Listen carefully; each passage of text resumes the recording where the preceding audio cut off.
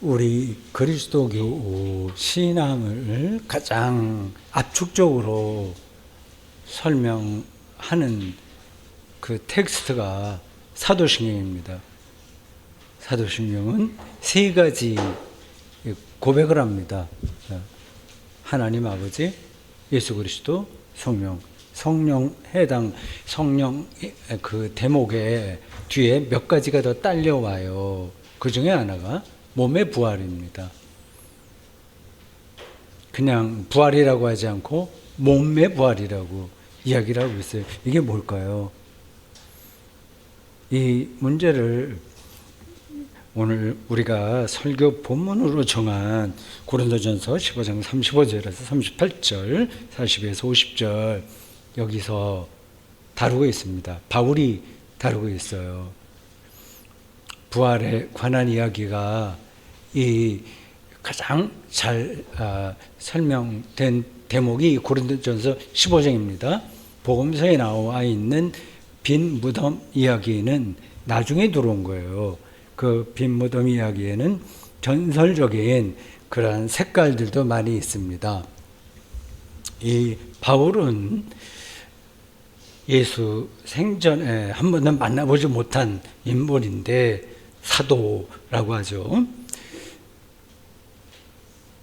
그 바울이 예수 그리스도를 어떻게 믿게 됐는지에 대한, 예수님 생전에는 만나지 못하고 나중에 만났다는 거 아닙니까? 그게 뭔지 궁금합니다. 여러분들은 뭐 잘 알고 있을 거예요. 갈라디아서 1장에 나옵니다. 내가 다른 유대인들보다 그 유대교의 열성이 굉장히 많았다. 그래서 예수 믿는 사람들을 박해하고 있었다. 그러다가 예수의 계시를 받고 내가 예수를 믿는 자가 됐고, 그리고 복음을 전하는 자가 됐다고 얘기합니다. 내가 누구한테 전달받은 거 아니다. 전도받지 않았어요. 이 바울은 자기 아주 단독으로 부활의 주님을 만났다는 얘기입니다. 그게 뭘까요? 그 이야기를 사도행전은 조금 드라마틱하게 설명합니다. 그 바울이 다메섹, 지금의 다마스쿠스예요. 가다가 중간에 부활의 예수께서 나타나서 사울아 사울아 왜 나를 박해하냐 라고 음성을 들었다는 거 아닙니까? 그리고 돌아섰다고 하는 거예요. 이 사도행전에 이야기하는 요 아주 드라마틱한 이야기는 이 바울의 먼 몇 세대 후 제자가 이 갈라디아서에 나온 이 바울의 고백에 근거해서 약간 각색해서 기록한 겁니다. 그러니까 부활이 뭐냐 하는 것을 알기 위해서는 이 고린도전서 15장을 읽어야 되는 거예요. 그리고 바울의 회심 이야기를 알려면 사도행전보다는 갈라디아서를 읽어야 됩니다. 바울에게 이 부활은 뭐 있어도 되고 없어도 되는 정도가 아니라 절대적인 거였어요. 거기에 그리스도교의 초석이 놓여 있습니다. 근데 그렇게 말은 우리가 들었는데 부활이 뭔지 한번 말해봐. 이렇게 하면 말할 거 별로 없죠. 막연하죠. 확실해요? 예, 쉽지 않습니다. 그냥 부활하셨다. 그 말은 우리가 할 수 있어요. 나도 부활한 예수를 믿으니까 나도 부활한다. 말은 할 수 있어요. 그 컨텐츠를 얘기해 보라고 그러면 별로 말할 게 없을 거예요. 고린도전서 15장. 네, 굉장히 길어요. 16절, 19절에서 이렇게 얘기합니다. 만일 죽은 자가 다시 살아나는 일이 없으면 그리스도도 다시 살아나신 일이 없었을 터이요. 이게 많은 이야기가 여기 담겨 있어요.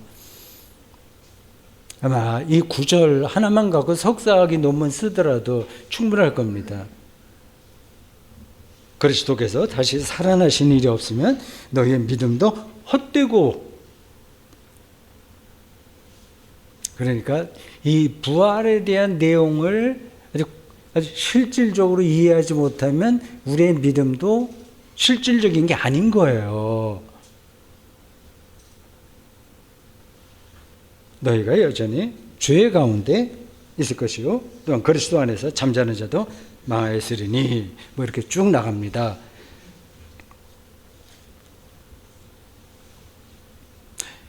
우리가 부활했다고 하는 말은 하고 입에 달고 살기도 하는데 그 내용에 대해서는 굉장히 빈약해요. 그러니까 이 자연과학과 현대 문명이 고도로 발달한 21세기에서는 그리스도인들이 자신감이 없는 겁니다.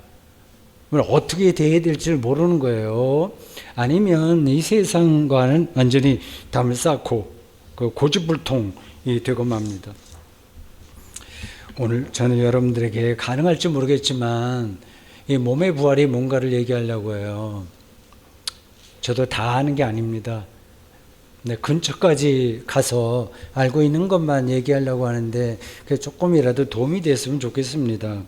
고린도전서 15장 1절부터 바울은 이 부활에 대한 이야기를 시작해요. 그러다가 오늘 본문에서 어떤 사람을 등장시켜요. 반론을 제기하는 사람이 있었다고 하는 거예요. 저도 설교하면서 내 이야기에 다른 의견이 있을 수 있지 않냐? 뭐 그런 거 가끔 하지 않습니까? 바울이 똑같이 하는 거예요. 이렇게 말합니다. 누가 묻기를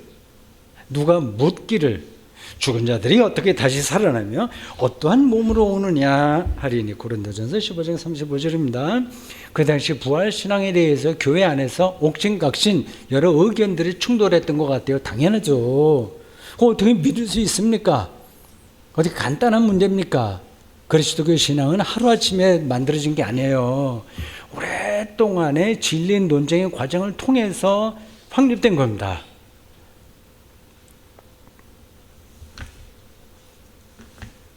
어떤 사람은 이런 논리로 부활을 좀 부정할 겁니다. 부정한다기보다 약간 의심스럽게 생각할 수 있습니다. 어떤 사람이 아이를 낳고 30살에 죽었다. 아버지는 그래 30살에 죽었어요. 근데 그 아이는 90살까지 살았어요. 그럼 부활했을 때 아버지는 30살 모습으로 아들은 90살 모습으로 나타나나? 이럴 수 있나? 그냥 좀 재밌게 제가 설명하려고 그런 거예요. 논리는 맞는 얘기입니다. 도대체 부활의 형체가 뭐냐? 그런 데서 이 부활이 논리적으로 맞지 않다 그렇게 얘기를 하는 겁니다. 바울은 36절에서 그런 질문 자체가 어리석다. 쓸데없는 질문이다. 근데 말장난이라고 하는 거죠. 일상에서 확인할 수 있는 씨를 예로 들어요.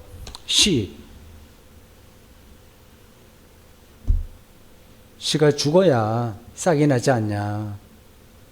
그리고 싹이 나면 다른 형체가 되는 거예요. 그러니까 씨가 죽어서 싹을 틔운다는 건 이제 우리가 눈으로 확인할 수 있어요. 그걸 비유적으로 얘기하는 겁니다. 씨가 이제 죽으면 다른 게 되니까 부활도 그와 비슷하다. 그런 얘기를 비유적으로 하는 겁니다. 근데 씨가 땅에 떨어져 죽으면 형체가 없어져요. 근데 씨앗과 비슷한 모양으로 다시 나오는 게 아닙니다. 완전히 상전벽해요. 다른 형태가 되는 거예요. 씨앗이 어떻게 된다고 하는 거 우리가 알아요. 짧게 일어나니까. 그런데 사람이 죽었다가 부활하면 어떻게 되겠나 하는 것은 확인할 수가 없어요. 그리고 죽자마자 부활하나 아니면 최후의 종말까지 기다렸다가 보편적 부활로 되나 이런 질문도 가능합니다. 아주 궁극적인 미래에 대한 이야기예요. 지금까지 지구에 살았던 모든 사람은 다 죽었습니다. 어디 갔어요? 씨앗은 죽었다가 싹이 나는 걸 우리가 확인할 수 있는데 사람이 죽으면 어떻게 되는지를 모릅니다. 우리도 곧 죽습니다. 그러니까 젊은 사람들이 있지만 마찬가지예요. 저희 여러분들 다 가정에 자녀들이 있지만 거의 비슷하게 죽습니다. 부모나 자식이나 손자나 뭐 시간 차이 해봐야 별로 없어요. 다 어디 가는 겁니까? 지금 어떤 상태로 있나요? 어려운 질문입니다. 부활신앙은 이 어려운 질문을 피하지 않았어요. 피하지 말아야 됩니다. 아무리 곤란한 질문이라고 하더라도 붙들어야 돼요. 저기 그리스도교는 그걸 붙들었어요. 피하지 않았어요. 미리 종교에 빠져서 우리들끼리만 쏙닥쏙닥해서 종교심 안에 머물지 않았습니다. 세계 보편적인 진리 안에 들어가서 진리의 논쟁을 했습니다. 그게 그리스도교 교리예요. 아주 치열한 논쟁이었습니다. 피눈물 나는 논쟁이었어요. 지금 그리스도인들 그거 못하지 않습니까? 안 하잖아요. 피하잖아요. 아주 가볍게 예수 믿고 구원받아서 복 받고 천당 가겠다. 그런 정도의 얄팍한 그 종교의 이기심에 떨어져 있지 않습니까? 바울은 데살로니가 전서 4장 13절에서 여기서도 부활을 최후의 종말에 대한 이야기를 하고 있어요. 이렇게 말합니다. 죽음은 잠이다. 자는 거다. 이거 메타포예요. 잠이라는 메타포로 인간의 죽음을 말합니다. 13절에서 14절 데살로니가 전서예요. 들어보십시오. 형제들아, 자는 자들에 관하여는 너희가 알지 못함을 우리가 원하지 아니하노니 이는 소망 없는 다른 이와 같이 슬퍼하지 않게 하려 함이라. 우리가 예수께서 죽으셨다가 다시 살아나심을 믿을진데 이와 같이 예수 안에서 자는 자들도 하나님이 그와 함께 데리고 오시리라. 알 땐 말듯하죠. 어떤 만화 같은 것도 이제 떠올릴 수 있어요. 우리가 잠들면 거의 죽은 상태가 되죠. 먹지도 못하고 마시지도 못하고요. 옆에 사람이 와도 알아채지를 못합니다. 불이 나도 모릅니다. 그러나 잠은 완전히 죽은 건 아니에요. 앞에서 말한 시의 죽음을 사람의 잠이라고 생각해 보십시오. 잠은 죽음이에요. 씨앗이 죽자마자 곧 싹이 나오는 건 아닙니다. 사이에 유격이 있어요. 약간 간격이 있어요. 간극이 있어요. 씨가 썩자마자 싹이 나오진 않고 아주 약간의 그 시간의 간극이 있습니다.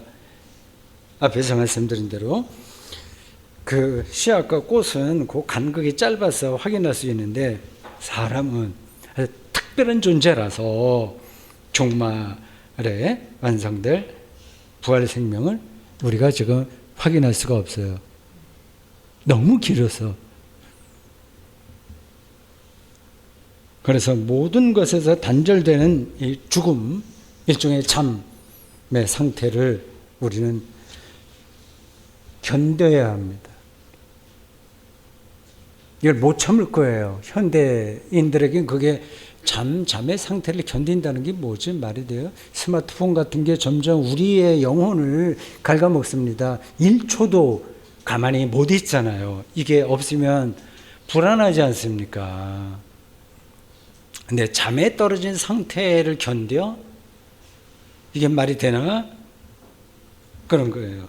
조금 더 비유적으로 하면 뇌사 상태에 떨어져 있는 겁니다.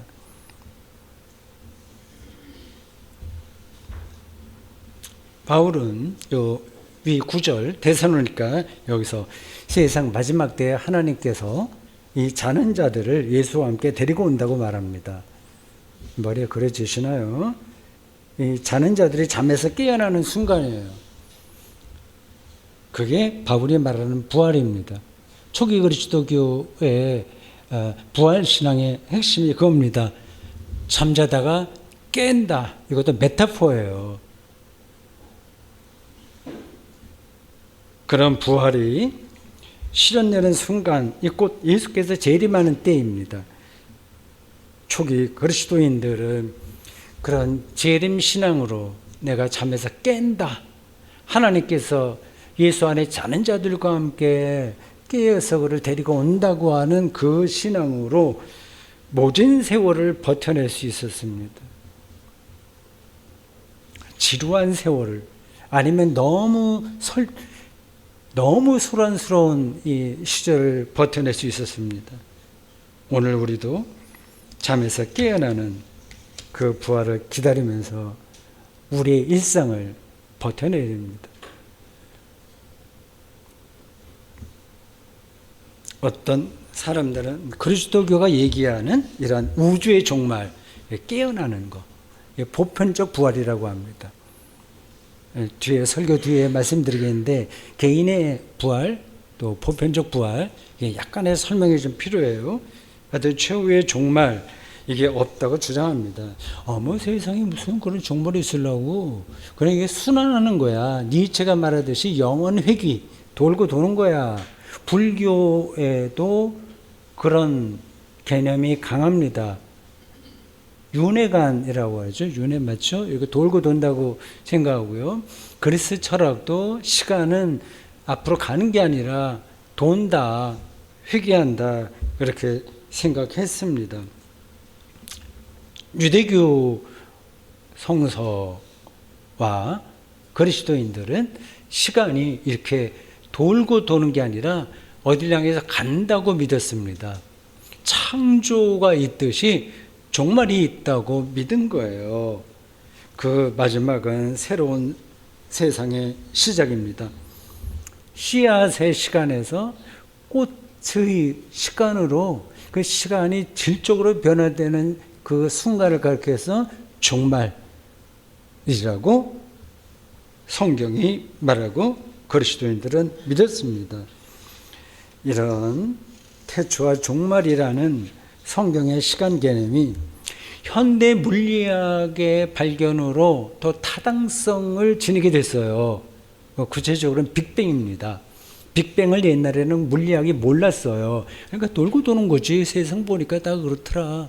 그런데 물리학이 빅뱅을 발견했습니다. 138억 년 전에 하나의 점에서 우주가 시작되는 거 아니겠습니까? 믿거나 말거나 그게 과학적 사실입니다. 그걸 부정하는 과학자들은 없어요. 시작을 했으니까 성경이 말하는 태초에 하나님께서 세상을 창조했다는 이 그리스도교 성경의 가르침이 옳다는 게 거기서 드러날 수 있는 겁니다. 훨씬 더 그 세상은 회귀한다, 돌고 돈다 하는 것보다 창조와 종말로 간다는 그 성경의 가르침이 더 옳은 것으로 물리학에서 받아들여진 겁니다. 그런데 개인은 죽잖아요. 그리고 최후의 종말이 오잖아요. 제가 오늘 기독교 신앙에서 가장 중요하면서 가장 어려운 설교를 하게 됐습니다. 개인이 죽잖아요. 그리고 그 최후의 종말, 그때 보편적 부활이 일어난다고 하잖아요. 그 사이가 너무 길어요. 어느 정도가 될지 이거는 상상할 수 없는 겁니다. 저는 앞에서 그거를 잠이니까 버텨내야 된다고 얘기했어요. 몇 년 전에 제가 읽은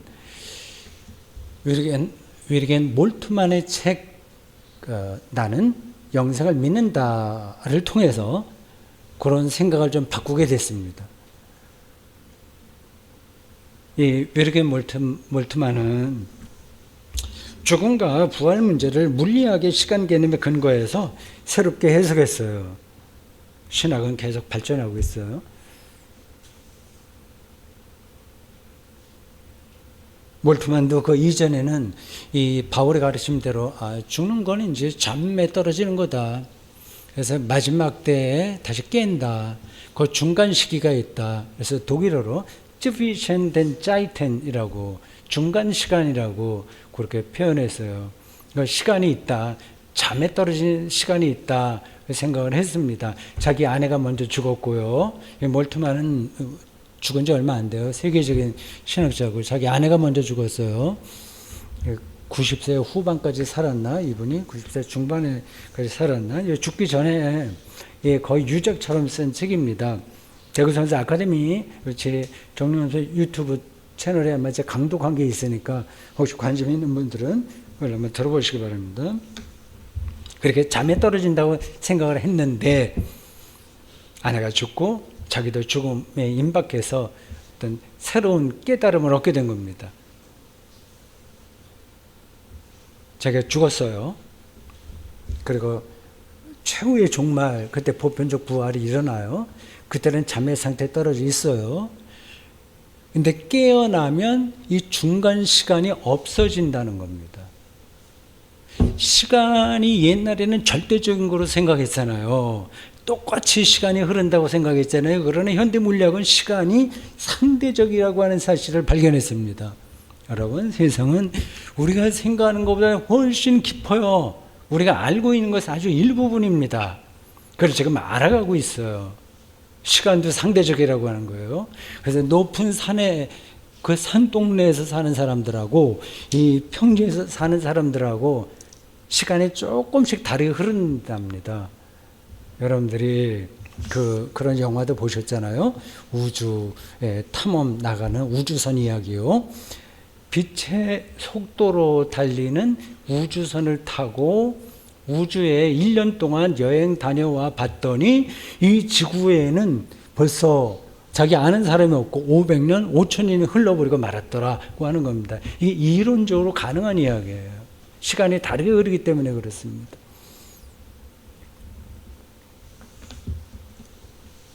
몰트만은 자기가 죽으면 우리도 그래요. 잠에 떨어지겠지만 어떤 상태인지 우리가 다 감을 잡을 수 없는 그런 상태에 떨어지겠지만 종말이 와서 새로운 생명으로 변화되면 그 둘 사이에 놓였던 시간은 없는 거나 마찬가지기에 죽음 직후에 나는 영생한다. 그렇게 말했습니다. 저는 이 몰트만의 관점에 일리가 있다고 생각합니다. 이런 이야기가 오늘 이 복잡한 세상을 사는 사람들에게는 거리가 멀게 들릴지도 몰라요. 이걸 빨리 우리가 극복해야 됩니다. 그리스도인들도 마찬가지예요. 일상의 과잉이 우리의 영혼을 질식시킵니다. 이런 게 너무 멀리 들리는 거예요. 생각해 보십시오. 우리 인생에서 무엇이 중요한지 말입니다. 지금 우리가 멋지게 살아가고 있는 우리의 형체는 씨앗이에요. 씨앗. 호박씨와 해바라기 씨앗을 생각해 보십시오. 이제 봄이 되면 저도 그 씨를 이제 뿌려야 되는데 똑같아요. 잘난 호박씨, 잘난 해바라기씨가 있는 게 아니에요. 똑같습니다. 저는 인간도 똑같다고 생각해요. 또 젊은 사람도 있고 늙은 사람도 있고 또 사회적으로 지위가 있는 사람도 있고 없는 사람도 있는데 같은 씨앗이에요. 차이가 없습니다. 근본에서는 다 똑같습니다.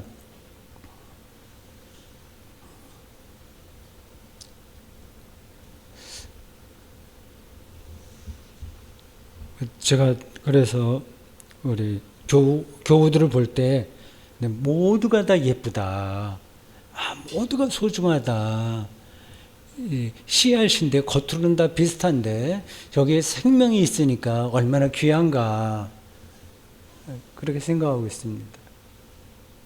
모든 사람들을 그렇게 보려고 노력하고 있어요. 여러분들도 아마 마찬가지일 겁니다. 조금 예쁜 씨나 조금 못난 씨나 피부가 매끄러운 사람이나 조금 거칠은 사람이나 그런 것들은 중요하지 않고 싹을 틔울 능력이 핵심입니다. 대학 교수로 살았든지 국회의원이든지 CEO든지 아니면 현장 육체 노동자로 살았든지 너무 그것은 중요하지 않습니다.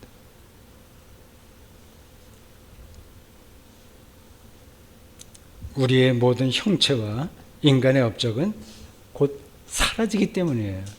씨앗은 죽어요. 사라져요. 그것 자체로 의미가 있는 게 아닙니다.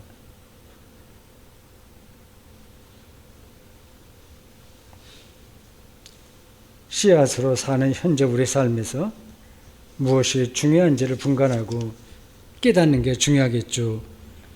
씨앗의 모양만 가꾸는 게 아니라 뭐 가꿔봤자 거기서 거기에요. 씨앗의 생명을 보존하는 게 중요하다는 말씀입니다. 그래서 오늘도 우리는 바쁜 일상 중에 그걸 멈추고 예배드리면서 성경 말씀을 나누고 있어요. 이런 설명을 듣고도 부활인지 부활이 뭔지 손에 잡히지 않는다 그 생각이 들 겁니다. 바울의 표현을 빌리면 부활은 자연적인 몸에서 신령한 몸으로 변화하는 거예요. 여러분, 앞에서 제가 말씀드렸죠. 기독교 교리는 어느 날 누가 번뜩 생각해서 막 만들어내고 하늘에서 떨어지고 한 게 아니라 수십 년, 수백 년 동안에 이 진리 논쟁, 치열한 진리 논쟁의 결과 거쳐서 나온 거라고 말이죠. 그러니까 자연적인 몸과 신령한 몸이 뭔지를 느껴야 부활에 가까이 가는 겁니다. 예? 좀 골치 아파도 그걸 생각하셔야 돼요. 우리 인생살이도 그렇지 않습니까? 골치 아픈 것도 자꾸 생각해야 되지 않습니까? 우리 몸도 건강해지려면 스트레칭을 해야 되잖아요. 아픈 곳, 아파도 계속 늘리고 뭐 해야 되지 않습니까? 그냥 침대에 누워서 편안하게 스마트폰 보고 이렇게 살게 되면 어떻게 되겠습니까? 신앙도 똑같은 거예요. 어려운 거를 자꾸 곱씹어야 됩니다.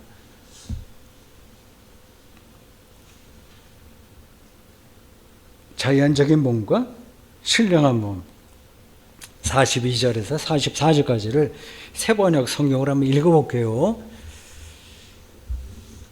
죽은 사람들의 부활도 이와 같습니다. 썩은 것으로 심는데 썩지 않을 것으로 살아납니다. 비천한 것으로 심는데 영광스러운 것으로 살아납니다. 약한 것으로 심는데 강한 것으로 살아납니다. 자연적인 몸으로 심는데 신령한 몸으로 살아납니다. 여기서 자연적인 몸, 내추럴 바디, 영어로는 그렇게 번역했어요. 내추럴 바디는 헬라어 소마, 푸시키콘입니다. 신령한 몸, 스피리추얼 바디는 헬라어 소마, 푸네마티콘입니다. 소마 똑같은 뜻이에요. 소마에 푸시키콘이 달리면 자연스러운 몸, 푸네마티콘이 붙으면 신령한 몸, 그렇게 번역할 수 있습니다. 우리가 일반적으로 경험하는 몸이 지금 우리가 이렇게 사는, 제가 말하고 먹고 마시고 같이 놀고 노래하고 춤추고 하는 것, 모든 것들이 다 소마 푸시키콘이고요. 미래에 얻게 될 몸이 소마 푸네마티콘입니다. 이런 단어들이 우리에게는 좀 낯설죠. 좀 친숙한 표현으로 하자면 전자는 세속적인 삶, 자연적인 삶, 후자는 영적인 삶입니다. 세속적인 삶은 먹고 마시고 노래하며 사랑하다가 늙어서 죽는 운명의 삶이에요. 우리가 다 그렇게 살아요. 영적인 삶은 그런 세속적인 삶에 매몰당하지 않고 생명 충만하게 사는 겁니다. 자연적인 몸과 신령한 몸이 이원론적으로 구분되진 않아요. 우리에게 세속적인 삶만 있는 게 아니고요. 영적인 삶도 있습니다. 수도원에 들어가서 영적으로 산다는 사람도 영적인 삶만 있는 게 아니라 세속적인 삶이 그 안에 있어요. 이 두 가지가 뒤섞여 있습니다. 한 인격체 안에. 그 양자역학 표현을 빌리면 중첩되어 있어요. 이 살아있음과 죽음이 중첩되어 있다고 양자역학이 말하지 않습니까? 우리에게 세속적인 것, 그런 세속적인 열망과 그리고 영적인 그 고귀한 모습들이 겹쳐 있어요. 뒤섞여 있어요. 제가 아주 옛날에 청년 시절 신학대학 다닐 때 읽었던 골드문트와 나르치스 그 책이 그런 걸 얘기하는 것 같습니다. 헤세가 썼죠? 골드문트와 나르치스.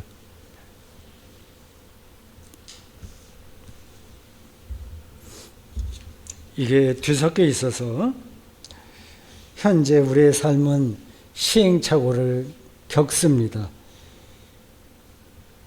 좀 더 사람들에게 관대하고 베풀고 미래지향적이며 평화롭게 살고 싶으나 종종 자기 연민에 묶여서 타자를 받아들이지 않습니다. 부활은 세속적인 몸과 신령한 몸이 완전하게 조화로운 상태로의 변화입니다. 그래서 예수께서는 마태복음 22장 30절에서 부활 때에는 장가도 안 가고 시집도 안 가고 하늘에 있는 천사와 같다고 했어요. 메타포로 설명하신 거예요. 천사. 썩지 않으며 영광스러우며 강력한 소마 푸뉴마티콘이 되는 겁니다. 그렇게 되고 싶지 않으세요? 애벌레에서 나비가 되는 겁니다. 그렇게 되고 싶지 않으세요?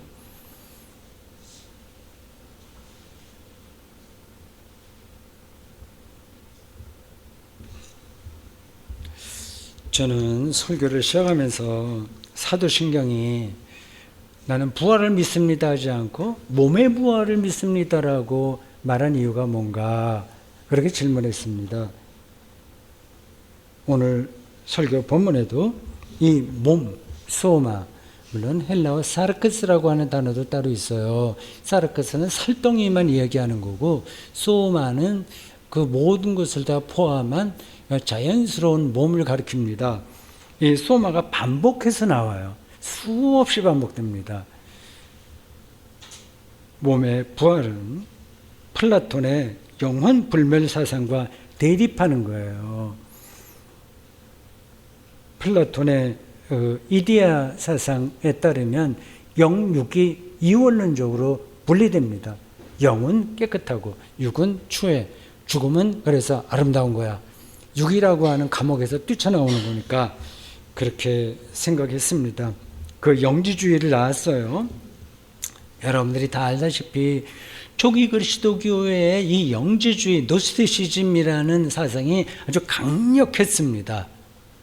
사실은 지금 현대 한국 교회에도 이 영지주의가 사실은 대단히 깊이 뿌리를 내리고 있습니다. 영지주의에 기울어진 초기 그리스도인들은 예수님의 육체성을 부정했어요.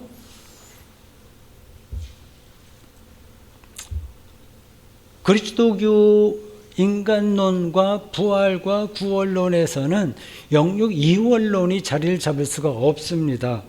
육체가 없는 영혼만의 인간은 인간이 아니에요. 부활한 이후에 우리도 역시 영혼으로만 존재하지 않습니다. 떠다니는 영혼이 있잖아요. 그런 걸로만 존재하지 않습니다. 그게 구체적으로 뭔지 우리는 아직 몰라요. 씨앗인 상태에서 싹이 나는 것을 상상할 수 있겠습니까? 근데 씨앗이 죽으면 싹이 그림자로만 있어. 이게 이제 영지주의의 관점이에요.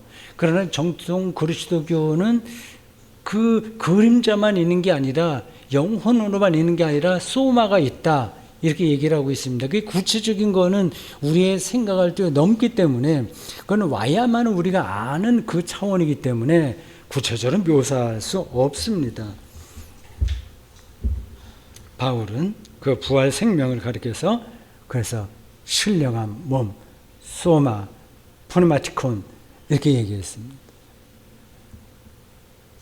여기서 정말 중요한 사실은 그 신령한 몸이라 할 부활 생명이 지금 여기 우리의 일상에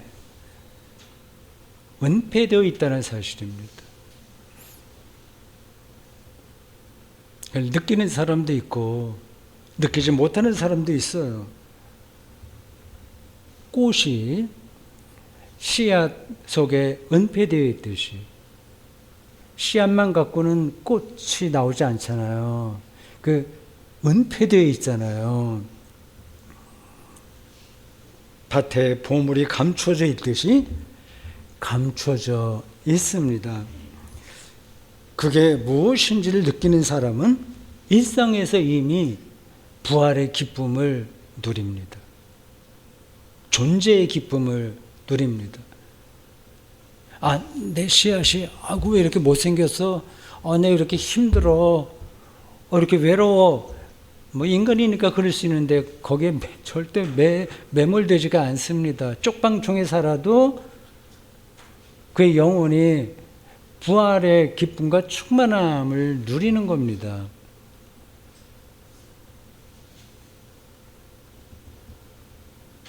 이럴 때 여러분들이 속으로 아멘 하시겠죠?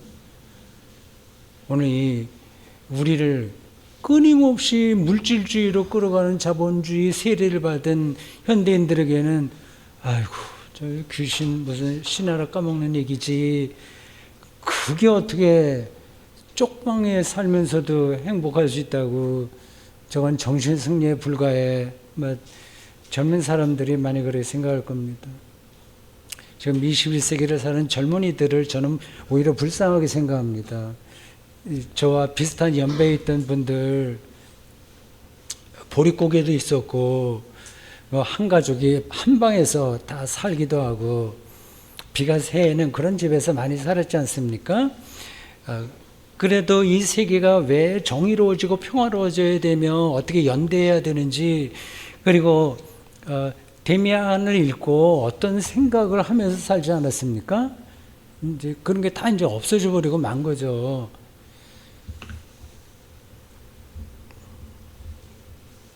일상에 은폐된 부활 생명을 알고 싶은 분들은 예수 그리스도를 만나야 됩니다. 왜냐하면 고린도전서 15장 20절에 말하듯이 예수 그리스도는 죽은 자 가운데서 다시 살아나서 잠자는 자들의 첫 열매가 되셨기 때문입니다. 그렇습니다. 여러분이 예수 그리스도를 인격적으로 서로 오가는 관계, 릴레이션십이 가능한 그러한 거로 경험하고 그렇게 만나고 그를 사랑하고 믿는다면 담대하게 다음과 같이 고백할 수 있을 겁니다. 나는 몸의 부활을 믿습니다. 아멘.